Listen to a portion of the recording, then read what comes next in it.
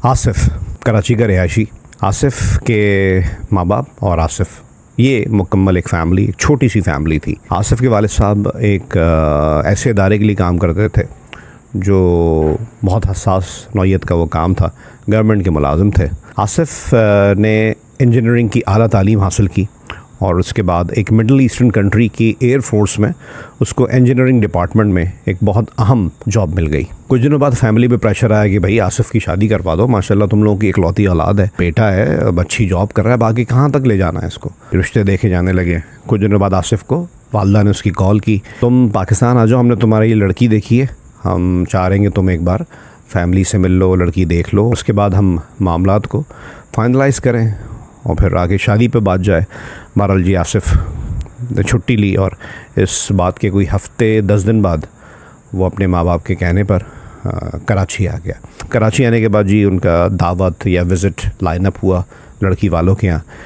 आसिफ बताता है वो एक मुख्तसर मीटिंग थी, लेकिन क्योंकि मैं एक मिडल ईस्टर्न कंट्री में समझ लें फ़ौजी की ज़िंदगी गुजार रहा हूँ, तो हमें साइकोलॉजी और बाकी चीज़ें, बिहेवियर्स का हमारे लिए अच्छा बुरा होना, हम लोग बहुत उसको नोटिस भी करते हैं और हमारे लिए मैटर भी करता है। तो मैंने देखा कि कह रहा यार, मेरी नज़र में ये एक अलार्मिंग चीज़ था कि मेरी जो मुमकिन सास थी वो सोफ़े पर एक पैर ऊपर और एक पैर नीचे करके बैठी हुई थी और हमसे बात करते हुए अपने अंगूठे से खेल रही थी, अपने पैर के अंगूठे से खेल रही थी। कह रहा यार, मुझे देख के थोड़ा सा अजीब लगा कि जिस तरह ये बात कर रहे हैं उस तरह ये बॉडी लैंग्वेज वैसी है नहीं जैसा ये बता रहे हैं। आसिफ बता रहा था मेरी 3 सालियाँ भी, मुमकिन सालियाँ, उस वक्त तो सालियाँ नहीं हुई थी, और वो खातून जिनका नाम नादिया था, जिनके बारे में बात हो रही थी कि जी नादिया का रिश्ता है। इस मुख्तसर मुलाकात के बाद आसिफ अपनी क्योंकि छुट्टी उसको बहुत कम दिनों के लिए मिली थी, वो तो चला गया वहाँ पे। कुछ दिनों बाद आसिफ के वालिद ने आसिफ से रब्ता किया, फ़ोन के ज़रिए ये रब्ता हुआ, हमारी शादी तय कर रहे हैं। तो आसिफ ने बोला सही है, आप देख लें। और कुछ दिनों बाद आसिफ के वालिदैन ने कहा कि भाई तुम आ जाओ, हमने शादी की डेट्स फाइनल कर दी हैं और तुम छुट्टी कर कर आओ, इस तरह छुट्टी लेकर आना कि फिर तुम्हें इसके यहाँ पे जो भी डॉक्यूमेंट्स वगैरह हैं फिर सारे काम करके, क्योंकि अब ये तुम्हारे साथ वहीं पर रहेगी, यहाँ पर तो छोड़ के नहीं जाओगे, तुम्हारी बेगम है, हम इस तरह यहाँ रखने के लिए तो तुम्हारी शादी नहीं कर रहे हैं, तो इस हिसाब से छुट्टियाँ लेकर आना और वहाँ पर चीज़ें लाइन अप कर आना। आसिफ ने अपने पेरेंट्स को बताया मुझे फ़ौरन तो छुट्टी नहीं मिल सकती, लेकिन महीने 1.5 महीने में पॉसिबल है। तो उन्होंने बोला सही है, हम इस हिसाब से उन लड़की वालों को भी तैयारी का वक्त देना है, उसके बाद की डेट रख लेते हैं। आसिफ बताता है मुझे बाद में पता लगा था कि इस दौरान जब बात फ़िक्स हो गई है और शादी की डेट अब फ़िक्स हो गई है कि भाई इतने महीने 1.5 महीने बाद जब उसको छुट्टियां मिल जाएंगी तो वो आएगा और इस डेट पर शादी होगी। तो इस बीच में कह रहा था उनकी डिमांड्स बहुत बढ़ गई थी, लेकिन मेरे वालिद वालदा ने मुझे उस वक्त आगाह नहीं किया था। खैर जी, जब उसको छुट्टियाँ मिली और जो डेट फ़िक्स हुई शादी की, ये कराची आया, शादी का फंक्शन हुआ और शादी के बाद ये उस लड़की को मरी ले गया। कहता ही है कि जो पहली रात के लवाज़मात होते हैं वो मुकम्मल नहीं हो सके थे। लवाज़मात फिर थोड़ा सा एक अजीब वर्ड हो जाता है, लेकिन क्या कहेंगे, इज़्दवाजी ताल्लुक़ जो एक मियाँ बीवी का बनता है, वो आसिफ ने कहा कि नादिया की तरफ से मुझे ऐसा नहीं लगा कि वो चाहती है, तो मैंने ज़्यादा फोर्स भी नहीं किया। खैर हम मरी चले गए। मरी का जो बेस्ट होटल था उस दौर में, हमने वो अरेंज किया। अच्छा ये बता दूं, ये अभी की कहानी नहीं है, ये 1989 का दौर है। ये वो दौर था जब पाकिस्तान में डेमोक्रेसी बहाल हो चुकी थी एक लंबी डिक्टेटरशिप के बाद। पीपल्स पार्टी का दौर था। बेनज़ीर, मोहतरमा बेनज़ीर भुट्टो शहीद वज़ीर आज़म पाकिस्तान थी। ये बात बताना भी इस वाक़े से कनेक्टेड है जो आपको आगे जाके क्लियर होगा। बहरहाल कह रहा है अब हम मरी में मौजूद थे तो मैंने देखा कि बहुत ज़्यादा ओवर स्पेंडिंग कर रही हैं। जैसे होता नहीं है कि पहली और आखिरी बार इनको मौका मिला है कि ये एक वॉलेट है शौहर का और ये आज इस विज़िट पे, कह रहा हम 17 दिन मरी में रहे, ये इस विज़िट पे ख़त्म करके जाना है। कह रहा मैं खामोश रहा क्योंकि मेरी कमाई माशाल्लाह उस जॉब की वजह से, एक मिडल ईस्टर्न कंट्री की एयर फोर्स में इंजीनियर होना, वो आप समझ सकते हैं उसकी पर्क्स, उसकी सैलरीज़, उसका जो भी मामला थे, तो मुझे इन चीज़ों से फ़र्क नहीं पड़ा था। लेकिन मैं देख रहा था यार इतना हौका किस बात का। मैं खामोश रहा। फिर एक दिन हम वॉक पर गए तो लाहौर से कुछ लड़के आए हुए थे। अरे बात है, लाहौरी लड़के ज़रा खूबसूरत होते हैं, गोरे चिट्टे होते हैं, ज़रा जॉली भी होते हैं, ज़रा दिल फेंक भी होते हैं। तो मैंने नोटिस किया कि इन्होंने उसको स्माइल पास की या आई कांटेक्ट हुआ और कुछ रिस्पांस दिया, लेकिन मैंने अपने ख़याल को यूं झटक दिया कि यार क्या मैं शक्की मिजाज हो रहा हूँ, क्या मैं वो शौहर बन रहा हूँ बावजूद इसके कि मैं इतना पढ़ा लिखा हूँ कि ऐसी चीज़ों के बारे में सोच रहा है। तो मैंने अपने ख़्याल को समझा कि शायद ये झूठा ख्याल है, और मैं अपनी सोच को ही अपने अंदर ही एक कैथारसिस किया और उसको गलत साबित किया कि नहीं यार ऐसा कुछ नहीं है। उसके बाद ये लोग कराची वापस आए। मरी से 17 दिन का इनका विज़िट था, हनीमून ट्रिप आप कह सकते हैं। इस दौरान भी इज़्दवाजी ताल्लुक़ कायम नहीं हुआ था, और फिर कराची आने के 1-2 दिन बाद सारे इनके अरेंजमेंट्स हो गए थे। इसको अप्रूवल मिल गई थी उस मुल्क की एयरफोर्स से, और ये अपनी अहलिया को लेके फ़्लाई करके उस मिडल ईस्टर्न कंट्री चला गया जहाँ पर इसकी जॉब थी। आसिफ का कहना है कि जी अब इनका एक रूटीन था कि घर का काम नहीं करना, सोकर लेट उठना। आज के दौर में तो शायद ये कुछ चीज़ें नॉर्मल हो गई हैं, लेकिन 1989 का दौर, कह रहा है यार मैं दूसरा फ़ौजी आदमी था, मेरी आदत थी कि रात 11 बजे मैं सो जाऊं क्योंकि 6 बजे सुबह मुझे रोड पर होना है क्योंकि गाड़ी ने पिक करने आना है। कह रहा है वहाँ जाके बहुत सी चीज़ों पे मुझे एतराज़ हुआ, तो लेकिन मैंने लड़ाई झगड़े या किसी भी किस्म की कन्फ्रंटेशन से बेहतर समझा ऐसा कि मैं साथ दूं और जो काम ये नहीं कर पा रही वो मैं ख़ुद कर लूं। लेकिन फिर वही बात, इनका जो काम था वो एयरफोर्स में इंजीनियरिंग डिपार्टमेंट में इनका काम था, और इनका एक रॉकेट इंजन होता है। आजकल आप बहुत ज़्यादा देख रहे होंगे, जो ईरान US इसराइल वॉर थी उसमें ड्रोन्स आजकल बहुत यूज़ हो रहे हैं। तो वो जिस सपोर्ट से उड़ते हैं वो रॉकेट इंजन जो सपोर्ट होती है, तो कह रहा है मेरा काम ये था कि मेरा जो भी रॉकेट इंजन टेस्ट होता था मैं उसको लीड करता था, मेरे साथ मेरी टीम होती थी। तो हम सोए ना तो हमें छुट्टी नहीं मिल सकती, हमें काम करना है, और अगर हमारी इस नींद ना पूरी होने की वजह से कोई हादसा हो जाए तो मेरी जान तो जाए, बेस में मौजूद 30-40 लोग मर सकते हैं। तो मैं इन चीज़ों से कि मैं उलझूँ, मैं लड़ूँ, फिर नींद पूरी ना हो, मैं सो ना पाऊँ, और सुबह फिर मेरी ऐसी हालत में मैं ऑफिस जाऊँ और वहाँ कोई खुदा न खास्ता मेरी वजह से हादसा हो जाए, तो मैं किसी भी किस्म के लड़ाई झगड़े में नहीं आता था। जी इज़्दवाजी ताल्लुक़ नहीं बन रहा, लेकिन एक लिमिट होती है। मैंने ये ज़िंदगी गुजारने के लिए शादी नहीं की थी, मेरी कोई ऐसा नहीं था कि साथ बिठा के मैं मूरत की तरह उनको तकता रहूँ और खुश रहूँ। इसी मुल्क में, हमारे ही शहर में, जो मिडल ईस्टर्न कंट्री में रहते थे, उसी के जिस शहर में काम कर रहे थे, इस लड़की के मामू मोमानी रहा करते थे। मोमानी कोई इतनी एजड खातून नहीं थी, ऑलमोस्ट इसी की एज की मोमानी थी, और इनके मामू। पहले आसिफ ने इनकी मोमानी से जिक्र किया कि भाई ऐसा मसला है। मोमानी तो शर्मा के उन्होंने बोला जी आप मेरे शौहर से बात करें। शौहर से बात की तो शुरू में तो बहुत नाराज़ हुए, यार आप किस किस्म की बात कर रहे हैं। तो कहना सही है, मतलब इस शहर में इसके सगे इस वक्त आप ही हैं। अब वो व्हाट्सएप का दौर तो नहीं था, ख़त किताबत का दौर था। तो उसने बोला यार मैं इसके पाकिस्तान में इसके माँ बाप से क्या बात करूँ, यहाँ मामू ममानी है, ये भी एक करीबी रिश्ता है, मैं इनसे बात कर लेता हूँ। पहले तो खातून से ही बात की, तो जब वो कह रहे हैं जी आप हमसे क्या बात कर रहे हैं और ये, और तो उसने बोला सही है, मैं फिर अपने सर्कल में बात करना शुरू कर देता हूँ कि मैं पाकिस्तान से ब्याह कर ऐसी ऐसी लड़की लाया हूँ और मैं अभी तक कमा रहा हूँ और ये मामला तो सही है, अगर आप ऐसे जा रहे हैं। तो उन्होंने देखा भाई ये तो हत्थे से उखाड़ रहा है, और तो फिर उन्होंने अपनी नीस को समझाया या क्या हुआ कि भाई जो भी मामलात हैं तुम थोड़ा गौर करो और कोई ऐसा मसला है तो बताओ। उस दिन के बाद से नादिया ने और महाज खड़ा कर लिया। इसने शुरू में ही नादिया से ये एक बात कह दी थी कि मुझे बढ़े हुए नाखून नहीं पसंद, कि तुम बढ़े हुए नाखून से घर में काम करोगी, खाना पकाओगी, मैं थोड़ा, मुझे फोबिया है, मुझे लगता है इससे जर्म्स होते हैं। तो उस दिन से उसने अपने नाखून छोड़ने शुरू कर दिए और मुख्तलिफ़ तरीक़ों से तंग करना शुरू कर दिया। तो फिर आसिफ ने बोला कि मैंने सोचा हुआ था मैंने लड़ना नहीं है, जो भी काम करना है प्यार मोहब्बत आराम से डील करना है। मैंने अपना खाना भी बनाना शुरू कर दिया कि अब एक ही घर में वो अपना अलग खाना बना रही है, खा रही है, और मैं अपना अलग खाना बना रहा हूँ, खा रही है, उसको इस चीज़ से कोई फ़र्क नहीं पड़ रहा। मुझे एक दिन गहरा गुस्सा आया, मैंने इसके मामू ममानी को बुला के दिखाया कि ये इसका टिकट है, 1 हफ़्ते बाद का टिकट है, आप समझा लीजिए, अगर तो इज़्दवाजी ताल्लुक़ बनता है तो मैं इसके साथ रहने को तैयार हूँ या इसको यहाँ रखने के लिए तैयार हूँ, अदरवाइज़ ये टिकट मैं इसको फ़्लाई करवा दूंगा और ये अपने घर जाएगी, फिर ये जाने इसके घर वाले जाने। अब मामू ममानी ने क्या करना था, 1 हफ़्ता इसको अल्टीमेटम दिया, कोई काम नहीं हुआ। उल्टा जैसे ही लेट नाइट होती, अब 10-11 बजते इसके सोने का टाइम होता, तो वो कोई ना कोई बात निकाल के यही इसी चीज़ का तस्करा करके इसको तंग करने के लिए झगड़ा शुरू कर देती, ताकि क्योंकि इसको पता था एक फ़ौजी है और ये रूटीन से हिल नहीं सकता, इसकी मजबूरी है, तो वो उसी टाइम पे झगड़ा शुरू कर देती थी।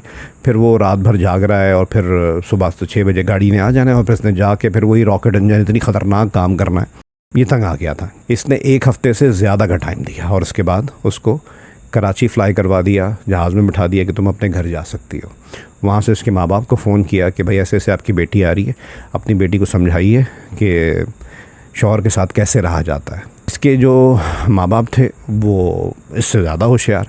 उन्होंने क्या किया, क्योंकि वो मिल चुके थे, आसिफ़ के माँ बाप को जानते थे। हालांकि आसिफ़ के वालिद एक बहुत अहम इदारे के लिए काम करते थे, लेकिन कुछ लोग होते हैं ना इंतहाई शरीफ, खुदा खौफी वाले, कि हमारी तरफ से किसी को ईज़ा ना पहुँचे, किसी भी तरीके से हमारी ज़बान से भी किसी को तकलीफ़ ना हो। वो जान चुके थे कि आसिफ़ के माँ बाप इसी तबीयत के हैं। नादिया की माँ ने आसिफ़ की वालदा को कॉल की कि आपकी बहू आ रही है, आप ज़रा एयरपोर्ट चली जाएं, शायद आपकी आसिफ़ से बात नहीं हो सकी। आसिफ़ के माँ बाप कि वो समझते थे कि हम अच्छे हैं तो पूरी दुनिया ऐसी है, उसने बोला शायद वाकई में आसिफ़ से रब्ता नहीं हो पाया। उन्होंने उसी टाइम पे एयरपोर्ट पहुंचना ज़रूरी समझा। खैर जी पहुंचे, वहाँ से रिसीव किया और वो वहीं एयरपोर्ट पे गिर रही हैं, वही इमोशनल कि आपके बेटे ने मुझे तो ऐसे कर दिया, मुझे यहाँ भेज दिया, ये कर दिया। आसिफ़ की वालदा परेशान कि मेरे बेटे ने क्या किया ऐसा। उसको घर लेकर आई, शायद 1-2 दिन ही गुजरे होंगे। आसिफ़ के वालिद का आसिफ़ को फ़ोन किया कि फ़ौरन टिकट कराओ, दूसरा जुमला नहीं सुनूंगा मैं, और फ़ौरन टिकट करवाओ और अपनी बेगम को वापस बुलवाओ। अब मुझे ऐसे कोई शिकायत नहीं आनी चाहिए कि नादिया तुम्हारे बारे में कुछ शिकायत करे। आसिफ़ इकलौता पढ़ा लिखा बाअदब, स्पेशली अपने वालिदैन के लिए तो वो उनको सर आँखों पे रखता था, उनका हक हर हुक्म। तो हुक्म बजा लाया, टिकट करवा लिए और नादिया को वापस बुला लिया उसने कुछ दिनों में। आसिफ़ बताता है मैं नादिया को जब पिक करने गया हूँ एयरपोर्ट, तो एयरपोर्ट पर ही नादिया ने बोला कि हो गए ना सीधे, मुझे आता है तुम जैसे वो ठीक करना। आसिफ़ इस जुमले का जवाब यूँ नहीं दे सका कि उसके वालिद का हुक्म था कि वहाँ मैंने कोई झगड़ा अब दोबारा ये ना सुनूं कि तुम्हारा तो झगड़ा हुआ है। आसिफ़ नादिया को लेके अपने घर पहुँचा जी, जिस अपार्टमेंट में रह रहा। अच्छा, आसिफ़ का अपार्टमेंट कोई छोटा अपार्टमेंट नहीं था, ये मैं किसी वजह से बता रहा हूँ। 3 बेडरूम का एक बड़ा अपार्टमेंट था और उस जैसे मुल्क में, जैसे शहर में ये अफोर्ड करना किसी आम शख्स के बस की बात नहीं थी। अब वापस आने के बाद 2 चीज़ें हुई, एक अच्छी एक बुरी। फौरी तौर पे फिर इज़्दवाजी ताल्लुक़ वो बना, लेकिन बुरी चीज़ साथ क्या हुई, आसिफ़ कह रहा है वो इस तरीके से बनता था कि उससे पहले कोई फरमाइश मनवाई जाती या कोई झगड़ा हो गया, मतलब आइडियल कंडीशन नहीं, दिमाग मेरा फ्रेश नहीं रहने दिया जाता था कि मैं एक तरीके से कुछ एक डायमेंशन में सोच सकूं, मुसलसल एंगेज रखा जाता था। तो वो इस तरीके से ताल्लुक़ कायम होता है जैसे कोई कड़वी गोली नहीं निगलनी पड़ती है आपको, या कोई इंतहाई नापसंदीदा काम करना पड़ता है। कह रहा वो एक्सप्रेशन मुझे आज भी दिमाग में आते हैं कि यार मैं एक अच्छे प्रोफाइल का लड़का था, मेरे साथ इस तरह का रवैया क्यों, ये को ख़ास मेरे दिमाग में बात डाली जा रही थी। या वो कभी कभी होता है ना अपने पीछे पीछे भगाने के लिए कि बंदा सोचता रहे, कॉम्प्लेक्स का शिकार हो जाए मर्द कि यार ऐसा क्या है, मैंने ऐसा कोई क्या कमी रख दी, मेरे शक्ल में कोई प्रॉब्लम है, मेरी सलाहियत में कोई मसला है। तो खैर मुझे कह रहा है ये चीज़ समझ में नहीं आ रही थी। उसके बाद होता ये था, कह रहा है यार हम रेजिडेंशियल एरिया में रहते थे, हमारे घर के सामने भी अपार्टमेंट, तो मैंने नोटिस किया कि जी अक्सर हमारे विंडोज़ के जब मैं नहीं होता तो कर्टन्स खुले हुए और सामने एक लड़का खड़ा हुआ, और जब मैं आता हूँ लड़का भी गायब होता है और कर्टन भी बंद हो जाते हैं। कह रहे मैंने नोटिस किया, लेकिन हमारे घर में क्योंकि खुशखबरी आई थी, मेरी बेगम ने कंसीव किया था, तो मैं चाहता नहीं था कि कोई लड़ाई झगड़ा हो जिसकी वजह से बच्चे पर असर आए, तो मैं इनको कुछ बोलता नहीं था। हाँ, एहतियातन मैंने किया क्या, मैंने एक पाकिस्तानी कपल को जो नया नया वहाँ पर आया था और कह रहे वो एयरफोर्स में ही बंदा होता था, उसको कुछ दिनों के लिए स्पेस चाहिए था रहने के लिए, उसको मैंने शेयरिंग पर अपना अपार्टमेंट में, क्योंकि मैंने आपको बताया आसिफ़ का अपार्टमेंट बहुत बड़ा था और वो कपल था और पाकिस्तानी थे। कह रहा यार मैंने बोला कि चलो सही है, एक टोक रहेगी, जॉइंट फैमिली तो है नहीं, तो ये तुम खुलेआम ही हर चीज़ कर रही हैं, उसकी एक टोक रहेगी, मैं यहाँ बैठ के चौकीदारी तो कर नहीं सकता। तो उन्होंने शेयरिंग पर उस कपल को अपना अपार्टमेंट दे दिया कि जी आप जो भी है हमारे साथ ये शेयर कर सकते हैं अपार्टमेंट। वो बात अलग है, वो लोग चंद दिनों के लिए रहे और फिर चले गए। उसके बाद आसिफ़ कहता है मेरे पाकिस्तान से एक दोस्त ने बोला कि मेरी जॉब का मसला है, मैं आना चाह रहा हूँ वहाँ पे और इस दौरान मेरे पर रहने की जगह नहीं है। तो कह रहे मैंने उसको बुलाया, सही तुम जॉब सर्चिंग के लिए यहाँ पर आ जाओ। उसका वीज़ा था, कह रहे हैं 15 दिन या पता नहीं महीने का वीज़ा था। वो आया, पहले वो कहीं और रुका, फिर उसने बोला यार मेरे साथ प्रॉब्लम हो रही है, तो मैंने बोला सही है यार तुम आ जाओ। मेरे घर वो रह रहा था, कह रहा मेरी भी गलती है कि मुझे ऐसे नहीं रखना चाहिए था, लेकिन फिर मैंने नोटिस किया कि जी वो उसको लाइन करा रही है। खैर जी उस इनके दोस्त का 15 या 16 दिन का वीज़ा था, वो रुका और इसी दौरान इनको ये चीज़ें पता लगीं और बहरहाल वो चला गया। आसिफ़ कहता है मैं अपनी पर्सनालिटी में ना बहुत ठहराव रखता था कि मेरी वजह से मेरे होने वाले बच्चे की पैदाइश का ये वक्त है और उस पर कोई बुरे असरात ना पड़े, क्योंकि फिर लड़ाई झगड़ा होगा और ये प्रेग्नेंट है तो मेडिकली कोई इश्यूज़ ना हो जाए। बच्चा डिलीवर हुआ, अल्लाह ताला ने बेटा अता किया। कर मैं बहुत खुश हुआ क्योंकि मैं इकलौती औलाद था, मैंने तो बहन भाई और मतलब मैंने कोई रिश्ता अपने माँ बाप के अलावा आज तक करीबी देखा ही नहीं था। तो मुझे बेटे की ऐसी खुशी के कह रहा मैं आज तक फ़ील करता हूँ, ऐसा लगा मेरे अंदर एक नई रूह किसी ने फूंक दी है जब मैंने अपने बेटे को पहली बार देखा। कह रहे 2-3 महीने का ही मेरा बेटा था कि इनकी बहन का रिश्ता जहाँ तय हुआ था, यानी मेरी साली का जहाँ रिश्ता तय हुआ था, उसकी शादी की तारीख़ पक्की हुई और मेरी बेगम यानी कि नादिया ने कहा मैंने कराची जाना है, आप चलें मेरे साथ और ऐसे ऐसे हमने शिरकत करनी है। तो उन्होंने बोला कि मुझे तो इतनी लंबी छुट्टी नहीं मिलेगी, तुम कह रही हो तुमने इंतज़ामात के लिए जाना है तो तुम बेटे के साथ मेरे चले जाओ। अच्छा, बेटे का नाम इन्होंने उस्मान रखा था। कह रहे तुम उस्मान के साथ चली जाओ, मैं फिर तुम्हें कुछ दिनों में ज्वाइन कर लूँगा जब शादी की डेट्स करीब आ जाएंगी। बहरहाल जी चली गई। तो वहाँ जाके फ़ोन करती हैं पाकिस्तान जाके, जी मैंने गोल्ड सेट पहनना है, उसकी तैयारी करनी है, तो मुझे सेट्स चाहिए। अच्छा, इनका ख़ानदानी सेट चले आ रहे थे सोने के, तो ये वही इन्होंने बकौल आसिफ की हमने 7 सेट मेरे घर वालों ने नादिया को चढ़ाए थे और 1 सेट नादिया के घर वालों ने नादिया को दिया था, और ये तमाम 8 के 8 सेट हमने लॉकर में रखवाए थे। तो उसने बोला कि मुझे सेट चाहिए, तो उन्होंने बोला सही है, जो भी तुम्हें सेट चाहिए, तुम्हारा वाला चाहिए या हमारे वाले सेट्स में जो मेरे घर वालों ने चढ़ाए उसमें कोई भी चाहिए, मुझे बता दो, मैं वो निकलवा देता हूँ, तुम्हें मिल जाएगा। कह रही नहीं, मुझे पूरा डब्बा चाहिए, मैं खुद सेलेक्ट करूँगी। कह रहा यार मुझे बात समझ में तो नहीं आई, लेकिन चलो। अब मैंने सोचा भाई बीवी है, इसी को तो सेट दिए हैं सारे, इसी के हैं। वो सेट्स तमाम 8 भिजवा दिए कि देख लो भाई, तुम खुश हो जाओ। कुछ दिनों बाद आसिफ पाकिस्तान पहुंचा। अब शादी के दिन करीब थे, शादी की तकरीब चल रही थी। इसने वहाँ पे कह रहा है मेरा बच्चा मेरी गोद में था, बार बार मेरी सालियाँ आ रही हैं और कि जी हमें पकड़ा दें, हमें पकड़ा दें। वो कह रहा है मेरा बच्चा मुझे बड़ा प्यार, मतलब मुझे बहुत प्यार आता था, मैं उसको चाहता था कि जितने वक्त भी मैं इसके साथ हूँ उसको गोद में रखूँ। मैं गोद में लिए बस बैठा हुआ एक जगह, लेकिन मैं अजीब सी चीज़ें नोटिस कर रहा था कि ये वो लोग लग ही नहीं रहे थे कि जब मैं रिश्ते के लिए इनके घर आया था या जब मेरी शादी हुई थी इन लोगों से, इनके रंग ढंग अलग थे। अब कुछ चीज़ें मैं बड़ा मोहतात होकर बता रहा हूँ, मुझे उन्होंने बड़ी डिटेल में बताई थी। कह रहा जैसे मेरी सास, वो जिस तरह के कपड़े पहनी हुई थी, जिस तरह का जो, ऐसी मैं आपको एक जुमला कह देता हूँ, समझदार लोग समझ जाते हैं, जिस तरह उस कपड़े का जो उनका ड्रेस था, उनके जो नेक थी वो इतनी ऐसी के एक्सपोज्ड। तो मैं सोच रहा हूँ यार ये कोई गलत जगह पे तो नहीं आ गया हूँ, ये मेरी सास ही है ना। और कह रहा हूँ मुझे देख के मुस्कुरा रही, कोई एक शर्म होती है ना इंसान में, वो देख के मुस्कुरा रही और आके पूछ रही हूँ कैसी लग रही हूँ, ठीक हूँ। तो कह रहा यार मैं तो शर्म से चूर चूर। उसके बाद कह रहे जी हम खड़े हो गए जी रिसेप्शन पे, फूल पत्तियाँ लेके, हार लेके, क्योंकि भाई दामाद हूँ मैं, और मेरे साथ मेरी सालियाँ खड़ी हुई हैं। तो वो सालियों के जो ड्रेसेस थे और बाकी चीज़ें थी, फिर उनका मेरे साथ जिस तरह मजाक था, तो मैं बड़ा ऑकवर्ड फील कर रहा था। तो कह रहे मेरा ससुर आए और वो जो बात कही जाती है ना कि साली आदि घर वाली, उन्होंने इस किस्म की कोई बात कही, उन्होंने साबित किया कि बेटा, उनका कहने का मकसद था कि एंजॉय करो। तो कह रहा यार मैं दिल में सोच रहा हूँ कि भाई मेरी कहाँ शादी हो गई और ये कौन लोग हैं, ये कह क्या रहे हैं। कह रहे हैं उस दिन, अच्छा एक चीज़ मैंने आपको गालिबन बताई है कि नहीं बताई है, कि जो नादिया के वालिद थे यानी कि आसिफ के जो ससुर थे, उनका जो ज़रिया माश बताया गया था, जो उनके जॉब बताई गई थी, वो ये थी कि कराची के किसी होटल में, पता नहीं 5 स्टार या 4 स्टार में मैनेजर है। तो इस वजह से वो कह रहे थे यार मुझे फैमिली, जब मैं पूछ रहा अपनी बेगम से ये कौन है, तो जी फैमिली के लोग तो नहीं है जी, इनके अब्बा के होटल के कुछ कस्टमर्स हैं, और वो डिफरेंट प्रोफाइल के, और वो बॉडी लैंग्वेज से कोई नॉर्मल लोग नहीं, कोई पॉलिटिकली लग रहा था एक्टिव है कहीं, कोई किसी महकमे का लग रहा था, कोई पुलिस का लग रहा था, कोई कस्टम्स का लग रहा था। तो बहरहाल इस तरह के लोग आ रहे थे। इसी दौरान एक शख्स आया और उसने मेरी तमाम साली, सबसे मिलते हैं तो तमाम सालियों के गाल पे बोसा लिया और मेरी बेगम के गाल पे भी, यानी कि नादिया के गाल पे भी बोसा लेते हुए एंटर हो गया।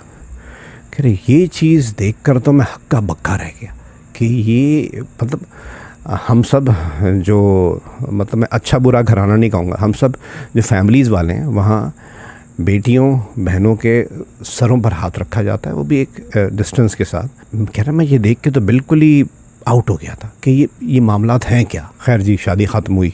आसिफ कह रहा है मेरे वापस जाने का टाइम हो रहा था, 4-5 दिन रह गए थे। इसने बोला था मैं कुछ दिनों में वापस आऊँगी।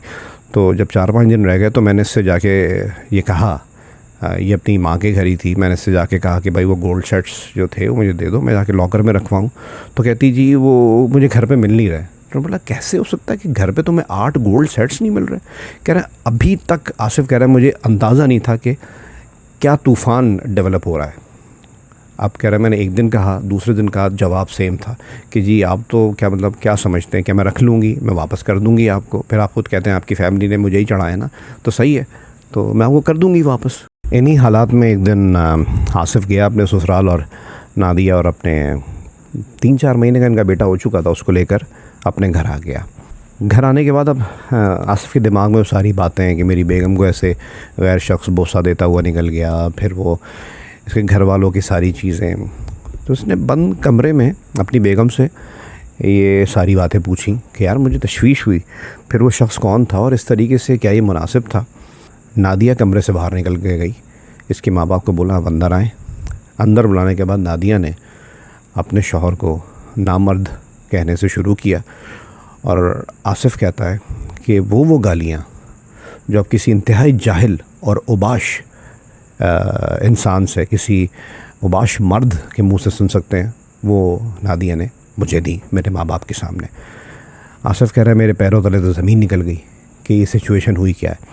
कहती है जी मैंने अपने घर वालों से बात करनी है। पुराने ज़माने में PTCL के साथ, आपको नए जनरेशन को शायद चीज़ें ना पता हो, वो PTCL के साथ दूसरा PTCL या उसके साथ कॉर्डलेस कनेक्टेड होता था। और अगर कोई फ़ोन पे का बात कर रहा है ना, दूसरी तरफ से अगर कॉर्डलेस एक्टिव कर लेगा या दूसरा PTCL जो कनेक्टेड है वो उठा लेगा तो वह बातें सुन सकता है।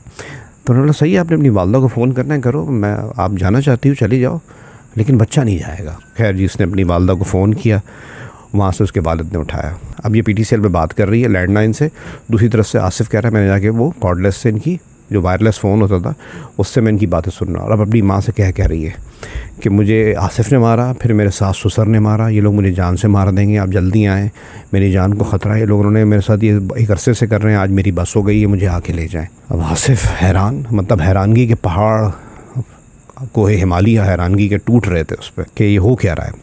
थोड़ी देर बाद नादिया के फैमिली और उनके साथ एक ख़ातून और आई। ये उसी मुमानी की वालदा थी, करीबी रहती थी और उस वक्त नादिया के घर पे बैठी हुई थी, तो वो भी साथ आई। क्योंकि ये मैं आपको बता रहा हूँ स्पेसिफ़िकली, ये एक न्यूट्रल खातून थी, इनको सिचुएशन और हालात का ऐसा अंदाज़ा नहीं था। घर आके नादिया के वालिदैन ने जो हंगामा कर सकते थे थोड़ा बहुत किया और अपनी बेटी को लेकर निकल गए। पीछे रह गई जी वो, मैंने बताया मुमानी की वालदा, वो आखिर में रुकी हुई थी। उन्होंने आसिफ के वालिदैन और आसिफ से एक बात कही कि अगर इस वक्त नादिया की तरफ इशारा करते हुए कहा कि अगर इस वक्त, मतलब नादिया वहाँ से चली गई थी, उसके वालिदैन उसको लेके उस घर से निकल गए थे। इसमें उन्होंने कहा कि इस वक्त अगर ये नादिया मेरी औलाद होती ना तो मैं उसको अपनी हाथों से मार देती, क्योंकि मैं जानती हूँ पूरी सिचुएशन और इस वक्त ये लड़की क्या कर रही है मुझे खुद समझ में नहीं आ रहा। इस झगड़े का, इस फसाद का इस वक्त कोई वजह बनती नहीं थी। बहरहाल जी उसको लेके चले गए। 3-4 महीने को बच्चे को छोड़कर माँ गई हुई है और पलट कर कोई बात नहीं। आसिफ कहता है क्योंकि मैं एक प्रोफेशनल फ़ौजी हूँ, एक एयरफोर्स के लिए हम लोग की ट्रेनिंग डिफरेंट तरीके से होती है, तो मुझे लग रहा था कि इस खामोशी के पीछे कुछ पक रहा है। खैर जी मेरी ज्वाइनिंग थी, 4-5 दिन बाद मैंने टिकट्स करवा लिए। मेरी वालदा ने बोला तुम्हारा 3-4 महीने का बच्चा है बेटा, मैं इसको मैं नहीं संभाल सकती, तुम अपने साथ लेकर जाओ, तुम्हारे बीवी से तुम्हारे ताल्लुकात मामला अगर तुमने ठीक करने कर लो, और वो माँ है वही पालेगी, वरना इन द मीन वाइल तुम लेकर जाओ, मैं नहीं संभाल सकती इतने छोटे बच्चे को। खैर जी इसने टिकट करवाए। जिस दिन इसकी ज्वाइनिंग थी उससे एक दिन पहले के शाम 5 बजे के टिकट्स थे। अच्छा उस ज़माने में टिकट, ये मैं आपको 91 की बात है, 1991 की बात है। अब तो ये डिजिटल प्रिंट्स आते हैं या आपके फ़ोन में अब टिकट दिखा देते हैं ना, उस वक्त टिकट की बुक होती थी एक, और उसके कंफर्मेशन के लिए स्टिकर लगता था। जो पुराने लोग हैं उनको पता है, तो कह रहे स्टिकर लगा हुआ कंफर्म टिकट। वो एयरलाइन 2-3 तरीक़ों से बताती थी, या तो ट्रैवल एजेंट की कॉल आ जाती थी या एयरलाइन आपको डायरेक्ट फ़ोन पर आगाह कर देती कि जी आपकी फ़्लाइट कैंसिल हो गई है। तो उसको बताया गया कि जी आपका टिकट कैंसिल हो गया है। अब खामोशी उसको वैसी खटक रही थी, इसने बोला यार पता नहीं शायद कुछ हुआ है। तो पता है किया, एयरलाइन के ऑफिस गए और उससे बाकी चीज़ें पूछी, एयरपोर्ट गए तो उन्होंने बोला कि आपका टिकट कैंसिल नहीं हुआ, वो फ़्लाइट ही कैंसिल हो गई है, तो हम कैसे अकोमोडेट कर सकते हैं। अब इसको टेंशन नहीं है कि अगले दिन भाई मैं तो ज्वाइनिंग देनी है, मतलब मैंने रीज्वाइन करना है, तो मैं तो बाय हुक और बाय क्रुक मैंने जाना ही जाना है। बड़ी रिक्वेस्ट की जी। उसके बाद उन्होंने बोला कि सही है सर, आप एक काम करें, हमारे पास सुबह की फ़्लाइट है, सुबह 10 बजे की, अगर आप कल सुबह 10 बजे जा सकते हैं शाम 5 बजे के बजाय, तो मैंने कि ये बहुत इंपॉर्टेंट चीज़ है, इसको समझिएगा कि जिस वक्त अब ये खड़े हुए हैं, बिलफर्ज अगर 15 तारीख को खड़े हुए हैं तो 16 तारीख की शाम 5 बजे का टिकट था, वो कैंसिल हुआ। तो उन्होंने बोला कि आप 16 तारीख की सुबह 10 बजे एक फ़्लाइट है, वो कंफर्म है, हम आपको उसमें अकोमोडेट कर देते हैं, तो आप उसमें चले जाएँ। यानी कि 7-8 घंटे पहले अपनी फ़्लाइट टाइम से। तो उसने बोला सही आप कर दें, कंफर्म करवा के टिकट।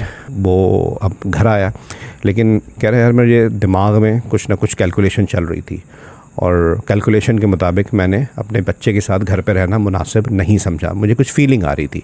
एयरपोर्ट के पास एक बड़ा मशहूर होटल है, कह रहा मैं वहाँ पर रात में जाके ही पड़ाव डाल लिया अपने बेटे के साथ।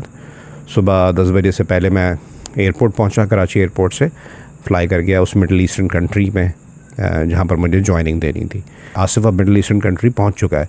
रात में जी कॉल आती है इसके माँ बाप की कि यहाँ तो जी बड़ा वबाल हो गया, बड़ा हंगामा हुआ है, हम तो किसी को मुंह दिखाने के काबिल नहीं रहे। तो आसिफ ने बोला हुआ क्या? कह रहे हैं जी तुम्हारे ससुराल वाले आए थे और उनकी तमाम औरतों ने यहाँ मोहल्ले में खड़े होकर हमें बड़ी गालियाँ दी, जितना बेइज्जत कर सकते थे किया, हमारी बच्ची पे जुल्म किया। और मैं कह रहा भाई वो आए क्यों थे?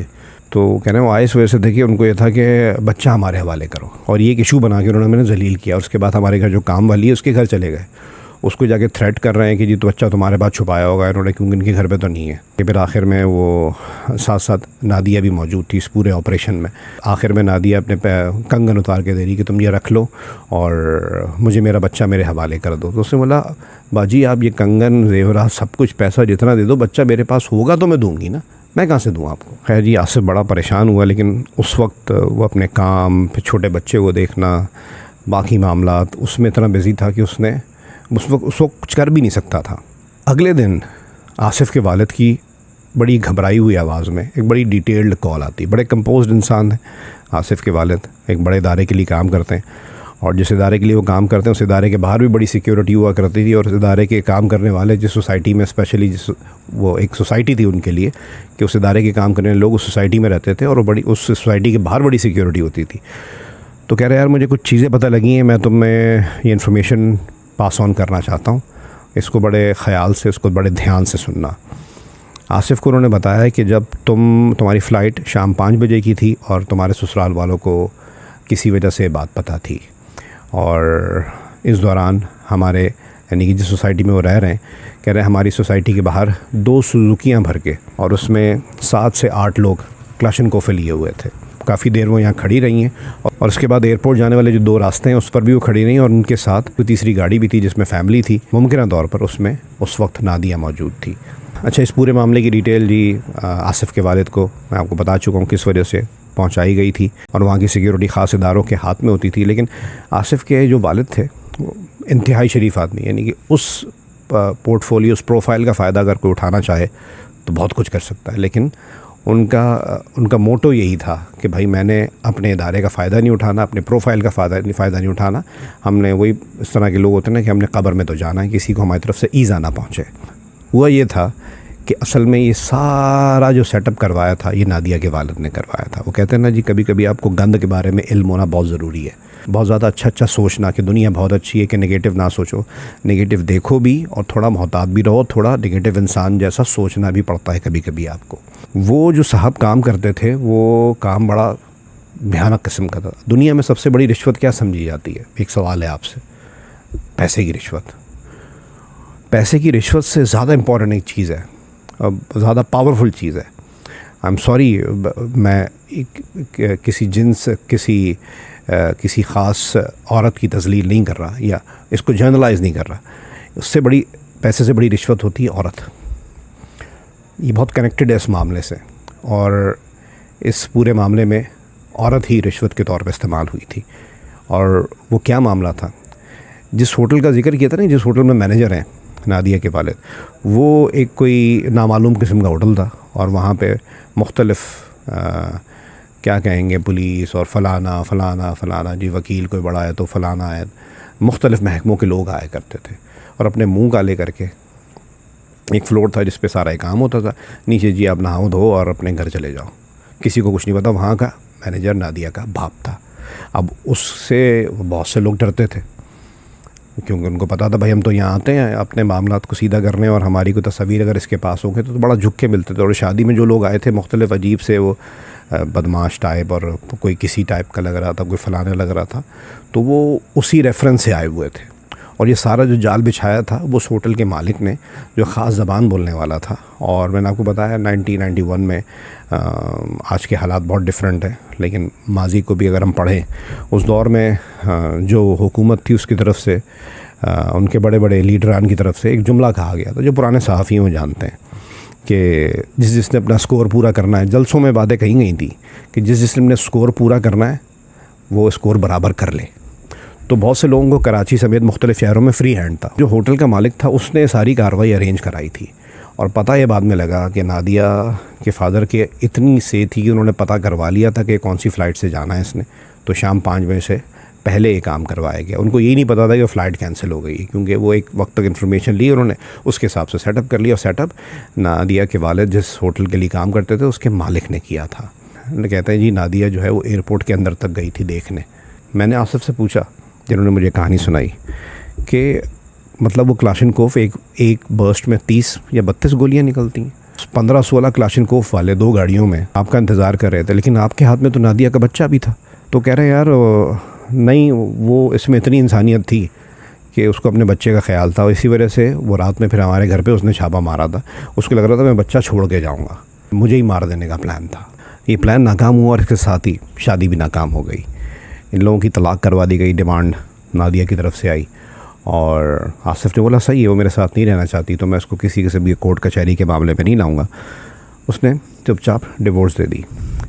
कुछ दिनों बाद एक नया काम शुरू हुआ। आसिफ का जो पासपोर्ट हुआ करता था उस मुल्क की एयरफोर्स के पास होता था, और जब इसको ट्रैवल करना होता था या रिन्यूअल का मामला आता था तो उसको पासपोर्ट मिलता था या अप्लाई करता था। अब इसका पासपोर्ट का रिन्यूअल होना था। इसने रिन्यूअल के लिए, आपको पता है, एक इमारत होती है जो हमारे मुल्क की नुमाइंदगी करती है किसी भी मुल्क में, और वहाँ से पासपोर्ट रिन्यूअल या बाकी मामलात होते हैं। उस इमारत में गया। मैंने आपको बताया ना कि दुनिया की सबसे बड़ी रिश्वत वही जो मैंने आपसे कुछ देर पहले कहा, वो रिश्वत ऐसी है कि जिसको ना कोई डिनाई कर सकता है, किसी काम को मना भी नहीं कर सकता, क्योंकि इतनी अट्रैक्शन होती है इस रिश्वत में। और फिर दूसरी चीज़ ये होती है कि उस रिश्वत को कबूल करने के बाद उसको टेंशन नहीं होती कि मुझे कोई ब्लैकमेल ना करे, तो वो काम करता ही करता है। शायद यहाँ भी वो रिश्वत काम आई हो। अच्छा, आसिफ बोल रहा है मेरा पासपोर्ट तो रिन्यू हो चुका था, मैंने सिर्फ रिसीव करना था। अब मैं लेने जा रहा हूँ तो कह रहे हैं वहाँ पे एक शराफत साहब होते थे, बहानेबाजियाँ कर रहे हो, दे नहीं रहे। कुछ अर्से बाद उन्होंने सीधी बात की कि तुम जो बच्चा लाए हो पाकिस्तान से, वो जाके अपनी साहबका बेगम को वापस कर दो, पासपोर्ट ले लो। उन्होंने बोला कि अच्छा ये मामला है। तो फिर उसने उनके सीनियर से बात की। सीनियर ने बोला अच्छा ये कौन कह रहा है आपसे ये? उसने बोला ऐसे तो शराफत साहब। कह रहा है यार वो तो अकाउंट्स में होता, वो आपसे उसका तो मामला ही नहीं इस किस्म के। आसिफ कह रहा है कि ये बात एक ड्रामेबाजी थी, सब आपस में अंदर से मिले हुए थे, और मुझे एक चीज़ क्लियर हो गई थी कि अगर मैं इस वक्त वापस गया तो या तो मारा जाऊंगा, दूसरी सूरत में यहाँ मैं पासपोर्ट जमा नहीं कराऊंगा तो यहाँ की एयरफोर्स में मैं ब्लैक लिस्ट हो जाऊंगा, या प्रॉब्लम होगी, मेरी नौकरी भी जा सकती है। तो मैंने किसी तरह से पासपोर्ट लेना था। मेरा बेटा अब तकरीबन 3.5-4 साल का हो चुका था, और कह रहा मैंने बड़ी मोहब्बत से उसको पाला था। वो कह रहा है मुझे वो लम्हा याद है कि जब मुझे लगा कि मेरे अंदर एक नई रूह फूंक दी गई है। मैं अपने बेटे को देख देख के जीता था, लेकिन मैंने बोला सही है, माँ का भी हक़ है, और इस वक्त मैं फंस गया हूँ। मैं जान से गया तो मेरे बच्चे को कौन पालेगा। मैंने बच्चा उसकी माँ के हवाले करने की हामी भरी तो मुझे पासपोर्ट मिला। और वो किस तरह बच्चा पाकिस्तान भेजा गया, वो अलग एक पूरा बार पाकिस्तान में बच्चा हवाले कर दिया गया। एक चीज़ और हुई थी, जब इससे तलाक दिलवा दी गई थी, जब इसका बच्चा शायद साल भर का था, तलाक हो चुकी थी, तो नादिया के वालिद ने नादिया को एयरलाइंस में करवा लिया था। अच्छा, उस एयरलाइन में होना हो जाना एज एन एयर होस्टेस एक अचंभे की बात यूँ थी कि आसिफ कह रहा है उसका तो कद ही मुश्किल से 5 फुट 1 या 2 इंच था, तो उसका तो हो ही नहीं सकता। लेकिन वही बात, वालिद के उसके कॉन्टैक्ट इतने थे। और आसिफ कह रहा है मैं मिडल ईस्टर्न कंट्री में रहता हूँ, मैं समझ गया था उसको किस काम के लिए करवाया गया है, और वो वही काम कर रही थी उस एयर होस्टेस के लवादे में। इस तरीके से वो ये काम, ये नेटवर्क चला रही थी, और उसकी वजह से काफ़ी अर्सा उसने जॉब की। खैर जी, फास्ट फॉरवर्ड करते हैं 2013 में, यानी आज से 13 साल पहले, नादिया ने बड़ी तकलीफ़देह हालत में चंद महीने गुजारे और फिर उसका इंतकाल हो गया। STD, sexually transmitted disease, HIV तो एक किस्म है, उसमें कई डिजीज़ आती हैं जिसमें इन्फेक्शन हो जाता है। किसी इन्फेक्शियस मेल से रिलेशन बनाने की वजह से आपके साथ ये प्रॉब्लम हो जाती है। उस तरह की एक बीमारी में मुब्तला होके वो इस दुनिया से चली गई है। और इसके बाद सबसे अहम पहलू इस कहानी का, आसिफ कहता है जिस बच्चे को देख देख के मैं जी रहा था, माँ और बाप बन के मैंने 3.5-4 साल की उम्र तक बनाया, उसको पाला, उसको अपने पास रखा। कह रहे वो आखिरी बार था जब मैंने पासपोर्ट के ब्लैकमेलिंग की वजह से इन लोगों की अपना बच्चा इनके हवाले किया। कह रहे आखिरी बार मैंने अपने बच्चे को देखा था। 1991 की पैदाइश है। कह रहे आज वो 35-36 साल का हो गया। मैंने अपने बच्चे की शक्ल नहीं देखी। उस दौर में गवर्नमेंट चेंज हुई तो मुझे लगा कि हालात तब्दील हुए होंगे। कह रहे मैं पाकिस्तान गया और मुझे जो उनके घर का एड्रेस पता था, उसके घर के बाहर खड़े होके मैं रोता था कि खुदा का वास्ता अंदर ग्रिल से ही मुझे मेरा बेटा दिखा दो, एक बार दिखा। तो मैं हाथ जोड़ता रोता जैसे कोई भिखारी है। कह रहे मैं मोहल्ले वालों से कहता यार तुम तो मुझे जानते हो, मेरा साथ दो। तो कह रहे मोहल्ले वाले कंधे उचका लेते, यार हम तो नहीं जानते आपको। तो खैर मैं किसी लीडरगिरी की तरफ नहीं जाऊंगा कि भाई हमारे तो लोग ऐसे हैं वैसे हैं, लेकिन खैर वो इतनी सी छोटी सी चीज़ में भी उन्होंने, मोहल्ले वालों ने क्या साथ देना था, किसी ने साथ नहीं दिया। कह रहा मैं फिर पाकिस्तान वापस आ जाता, बहुत दफ़ा लड़ा मैं। अच्छा कह रहे मैं जिस घर में इनके जाने लगता और कोशिश करता कि मेरा बच्चा मुझे मिल जाए, तो कुछ अरसे बाद वो घर बेच के किसी दूसरी जगह मुंतकिल हो जाते। और एक चीज़ और कह रहे हमारे एक अंकल थे एक्सटेंडेड फैमिली में, वो वकील थे और बड़े अच्छे एडवोकेट थे कराची में। कह रहे उनके ज़रिए मैंने कस्टडी का केस किया। मेरे अब्बा उस वक्त हयात थे, ये शायद अर्ली 2000 की बात है। मेरे अब्बा ने ही उनको बोला था कि भाई मेरे बेटे का केस लड़े, मेरा पोता मुझे चाहिए वापस।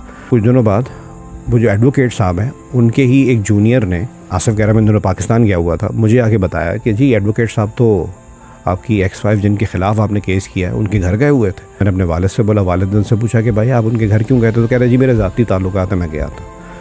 तो अब वही बात कि जी केस कमज़ोर, नादिया के फादर ने अपना वही पता नहीं क्या रिश्वत दी, वो जो पैसे से बड़ी होती है रिश्वत, वो जो कभी कभी हर जगह चलती है और उसके आगे कोई ना नहीं कर सकता। शायद वो रिश्वत कहीं से दिलवाई हो, बहुत सारी रिश्वत पेश कर दी गई हो। उस वकील ने भी इनका केस ही कमज़ोर किया, इनसे फ़ीस भी ली और इनका केस कमज़ोर भी किया, वो भी नहीं ले सके। फिर 2013 में नादिया की डेथ हो गई। अब बच्चे के दिमाग में क्या होगा कि बाप से मिलना है। आसिफ बताते हैं कुछ दिनों पहले मैंने कोशिश की, मेरे बच्चे का सुराग ही नहीं लग पा रहा। और कह रहा मैं रिटायर्ड हो चुका, मैं यूएस शिफ्ट हो गया मिडिल ईस्टर्न कंट्री के बाद। इस वक्त ये भी बता दूं मैं आपको, आसिफ की जो एज है 66 या 65 ईयर्स है। कह रहे मैंने बड़ी जंग लड़ी है, मैं एक बार अपने बेटे को देखना चाहता हूँ। 3.5-4 साल का देखा मैंने, उसके बाद से देखा नहीं मैंने। और कह रहे मैंने आखिरी बार नाज़िमाबाद 3 नंबर में मुझे पता लगा ये लोग रह रहे हैं। मैं वहाँ गया, उस घर के बाहर खड़े होकर मैंने दुहाइयाँ दी कि यार मैं बूढ़ा हो चुका हूँ, मुझे मेरा बेटा दिखा दो। तो कह रहे इनका कोई किराएदार था, ये लोग तो नहीं नज़र आए, इनका कोई किराएदार था उस घर का। मुझे नहीं पता था ये लोग यहाँ वहाँ नहीं रह रहे, मुझे किसी ने बताया था कि उन दिनों में वहाँ रह रहे हैं। कह रहा हूँ किराएदार लड़का बहुत अच्छा था। कह रहे आज तक मैं उसको दुआएं देता हूँ। उसने बोला क्या मामला? कह रहा है मैंने उनको बताया कि ऐसे। कह रहा है उनकी तो डेथ हो गई। कह रहा तो आसिफ साहब ने बोला मुझे पता है, आपने उनके बेटे से मिलना, मैं आपको घर ले जाता हूँ, मैं उनकी दावत कर देता हूँ, वो आएगा, आप उनसे मिल लीजिएगा, मेरी भी औलाद है, मैं आपका दर्द समझ सकता हूँ। खैर जी वो लेकर गया गुलशन में, वहाँ जाके उसने दिखाया कि ये अलग घर है। और उसके बोला मैं आसिफ साहब ने बोला मैं पैसे देता हूँ, तुम इनके पूरे घर की दावत करो, मैं एक बार दूर से अपना बेटा देखना चाहता हूँ। बहरहाल वो थोड़ा सा कुछ लोगों का आंतें कमज़ोर होती हैं, उसने वहाँ जाके जिक्र कर दिया कि मैं उस्मान को मिलवाऊँगा इसके बाप से। तो इन्होंने इसको किराएदार को उस घर से भी बेदखल कर दिया और फिर वो घर भी छोड़ के कहीं और चले गए। कह रहे फिर मुझे पता लगा कि अलीगढ़ यूनिवर्सिटी जो गुलशन में, वहाँ से उसने इंजीनियरिंग की तालीम हासिल की है। तो कह रहे मैं वहाँ गया, मैंने उनसे बोला कि जी ऐसे ऐसे उस्मान, कह रहे उस्मान नाम के तो यहाँ 72-73 लड़के आ रहे हैं इन सालों में, जिन सालों में कह रहे मुमकिन तौर पर पढ़ा होगा उन्होंने। आप पूरा नाम बताएं। कह रहे पूरा नाम बताया तो जिस नाम से तो है नहीं। तो पता ही लगा उन दिनों में कि उस बच्चे का नाम भी इन्होंने चेंज करा दिया था। खैर किसी तरीके से इन्होंने उसी किराएदार के ज़रिए अपने बेटे उस्मान का नंबर, और उसका एक दोस्त था राशिद, उस्मान अपने बेटे का नंबर लिया और राशिद का जो उसका बहुत करीबी दोस्त था, ये 2 नंबर सेल नंबर हासिल किए। ये 2024 या 25 की बात है। और आसिफ साहब ने पहले उस्मान को कॉल की, फ़ोन मिलाया, उस्मान ने फ़ोन उठाया, उस्मान से बोला बेटा मैं तुम्हारा वालिद बात कर रहा हूँ।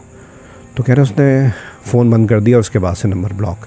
कह रहे फिर मैंने राशिद जो उसका दोस्त था उसको फ़ोन किया, तो थोड़ी देर बाद उसने फ़ोन उठाया और कहता है जी, इसने बताया कि जी मैं ऐसे ऐसे तुम्हारे दोस्त उस्मान का वालिद बात कर रहा हूँ, एक बार मेरी बात करा दो। कहता है जी आइंदा इस नंबर पे कॉल मत करना।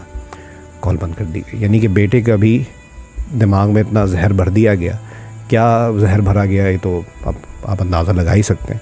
बहरहाल अब आसिफ साहब 66 साल की ज़िंदगी में अमेरिका की रियासत में माली तौर पे बज़ाहिर बहुत खुशहाल, लेकिन अंदर से बिल्कुल टूटे हुए ज़िंदगी गुजार रहे। उनकी एक ही ख्वाहिश है कि मेरा बेटा मुझे मिल जाए, एक बार मुझसे बात कर ले। बस ये कहानी आपके सामने रखनी थी। इस कहानी से क्या सबक मिला आपको? आपको क्या लगा? किसकी गलती थी, कहाँ गलती थी, किसकी किधर कोताही थी? ज़रूर कमेंट सेक्शन में ज़िक्र कीजिएगा। बहुत शुक्रिया।